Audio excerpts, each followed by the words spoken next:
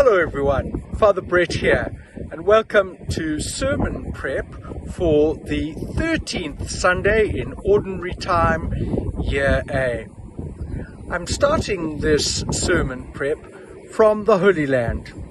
Behind me is Bethlehem, so I'm situated somewhere between Jerusalem and Bethlehem. I hope you can see behind me that there is a wall.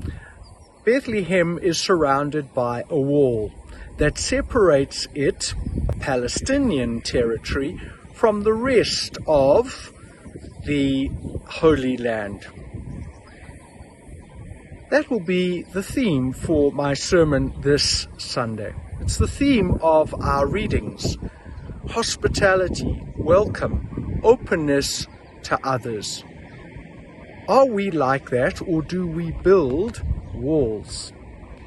Our readings for this Sunday are from the second book of Kings.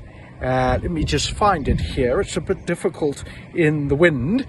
The second book of Kings, chapter 4, verses 8 to 11, and then verses 13 to 16. Our psalm is Psalm 88. And then our second reading is St. Paul's letter to the Romans, chapter 6, verses 3 and 4, and then verses 8 to 11. Our gospel reading is Matthew chapter 10, verses 37 to 42. I'm looking forward to getting home and will be leaving very shortly. I'm looking forward to seeing you at Mass this weekend, and I will continue this sermon prep from my study in the parish offices. Well, I'm back in my office after a 24-hour journey back from the Holy Land. It's good to be back. So let's continue. Remember, we're talking about the 13th Sunday of Ordinary Time, Year A. If we look closely at the readings, we will see there's a real richness there. Of course, as I said, and this will be my theme for this Sunday, there is obviously the theme of welcome and hospitality. But if we look deeper, we can see there's lots going on. So we, as always, start with the Gospel, Matthew's Gospel. Now, this is the second half of the missionary discourse. Last Sunday you would have read, we all would have read, me in the Holy Land, you here, the first part of that missionary discourse. And really, if you look at the whole missionary discourse, you will see that Jesus is dealing with the hardships, the challenges of being a disciple of his. He recognizes that it's not always going to be easy. And if we look at the start of our section this Sunday, we will see a really difficult thing to do.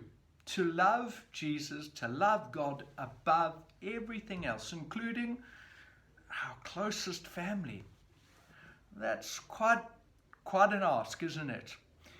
Jesus is not asking us to reject our families, to reject those who are closest to us, to leave them behind, to not care for them. No, he's saying that the relationships we have with them flow from our relationship with God. It is God's relationship with us and ours with God that should give life to all our relationships. And so that's the priority, our relationship with God. And if our relationship with God, our love relationship with God, our covenantal relationship with God is the focus, then we're able to be loving to everyone around us. We're able to serve them and welcome them and be hospitable to them, even if they are strangers to us. It is the love that we have with God that empowers us to love others. He has loved us, therefore we are able to love. And that love becomes visible in our service, our care, our generosity to everyone. The love, the welcome we show to everyone. And so that's where this theme of welcome and hospitality is coming from. How can we be in a relationship with the Lord if we're not prepared to be in relationship with others? How can we welcome the Lord into our lives and into our hearts if we're not prepared to welcome others? And so our hospitality and welcome is not just an optional extra for a Catholic Christian. It is central, it is core to our relationship with God. Okay, so let's flip to 2 Kings chapter 4. In chapters 4 to 7, the writer of the second book of Kings is detailing a whole lot of miracles that the prophet Elisha has performed. Why is he doing this? Why is he telling us about Elisha's miracles?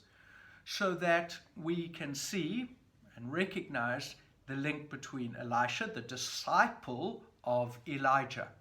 Elijah was a powerful prophet. And the author is trying to say, well, Elisha has got that same spirit. He's a powerful prophet. He follows the master.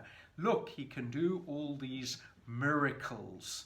And so this miracle of giving this woman, this older, barren woman, the gift of a son is one of the miracles that the prophet Elisha is able to perform. And we know too, we will read later on, that that same son, when he dies, Elisha raises back to life. So this is an important woman and an important story.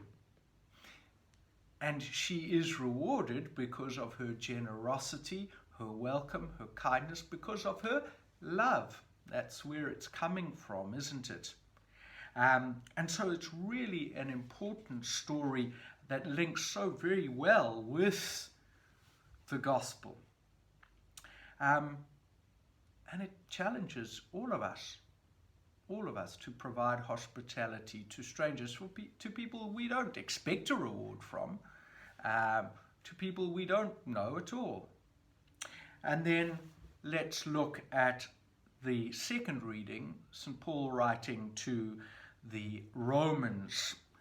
Throughout this passage, we will see that Paul is emphasizing the radical change that should happen in a person's life when they are baptized into Christ. We die to sin, he tells us. We die to sin so that we can begin a new life in Christ. That's radical. Everything of our past should die. Everything sinful and bad, our old ways, our old relationships, they should all die, and we should live radically transformed by our life with Christ. And so once more, this idea that there is a relationship, a radical relationship established between Jesus and ourselves, a radical relationship of love, that we're prepared to leave everything behind and begin again with and in Jesus. And that allows us to be welcoming, hospitable, open, and generous towards others. So that's my first sermon prep back in the saddle. I actually start tomorrow, the 1st of July, but I'll be preaching at all the masses this weekend, and so it's good to be able to help prepare us for this weekend. I hope that you will join us. Of course, we'll be online, but I hope you'll come in person as well. It's always great to be with one another. I'm looking forward to seeing you all again. Take care. Have a great weekend. Bye-bye.